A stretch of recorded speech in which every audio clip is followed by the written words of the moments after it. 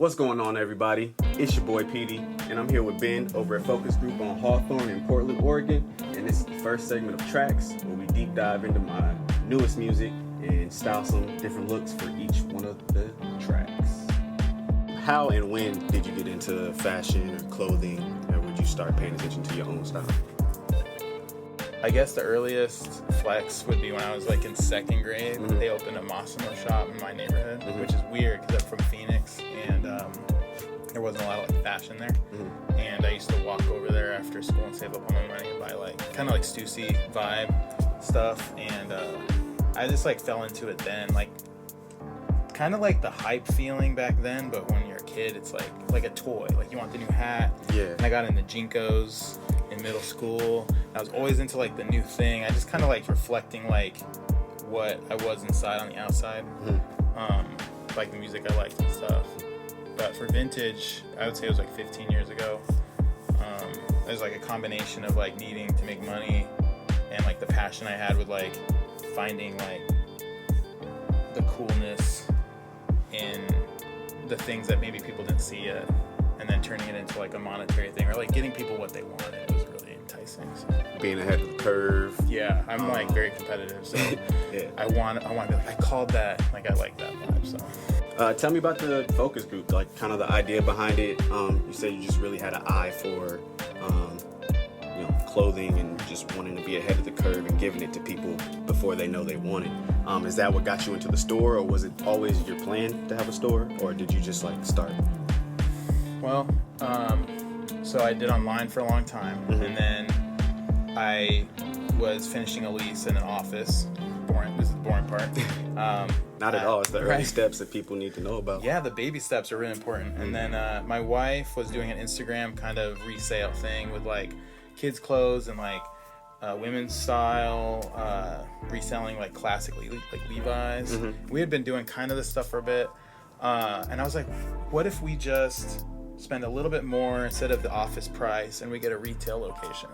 And I cut the store like 1/3 in, and I do my eBay shit in the back, and you do your boutique, whatever you want to do. And I was like, look, if it pays part of the rent, we're good. Right. It cuts, like if we pay the difference of what I was already spending on an office, then awesome. And so we did that, and it worked out. And then I started, the young kids, like the Gen Z kids started like being like, man, have you seen Polo and Tommy? And I was like, yeah, I've seen Polo and Tommy. Yeah, we know what that is. I started opening I had this door, like a secret door, and I started a secret shop called X Shop. It was like a secret shop in the back with just racks. And kids would come back there and be like, holy shit. And I'd be selling them like Tommy and Polo for like good prices. Yeah. And their minds were blown. They're like, man, they thought they were ripping me off. They're like, man, this guy's selling Polo jackets for like $20. And so it was fun. And then I moved over here, and the name came from like just figuring out focus group is like, what's the new style, what's next, not what's last month, not what's last season. Right. Got a lot of Nike designers who I talked to. We're always talking about like what ideas we're all having, so it's like a focus group. So, and I like a name that doesn't really like put me in a box, because like if I called this like Half Moon Mercantile, Yeah. like wearing Western shit and like jeans, like, and then you walked in here, you would be like, why is this place called that? So Right. I like names with like blank slate names. Cool. Yeah.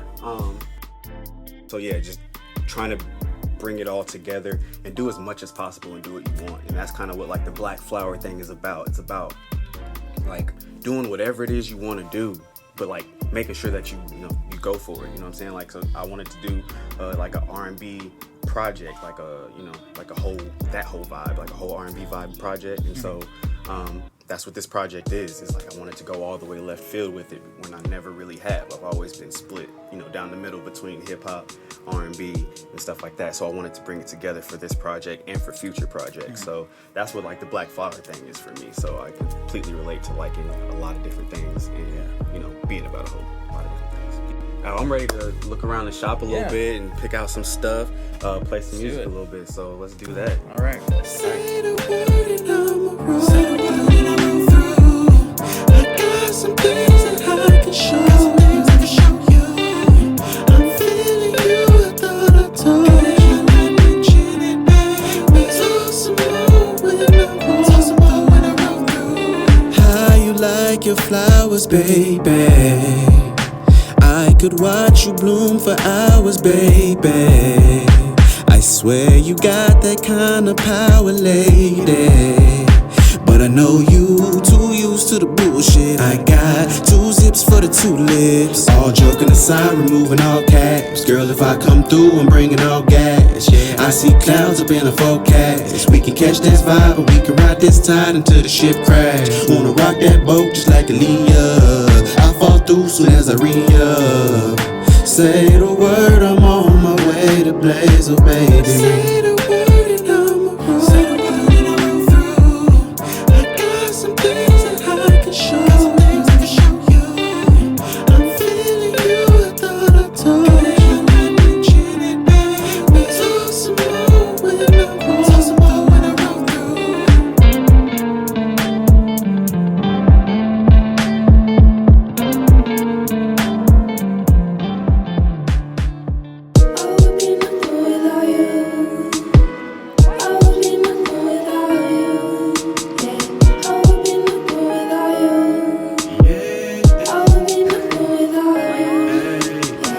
I just might pop the top on a bottle and pour me some.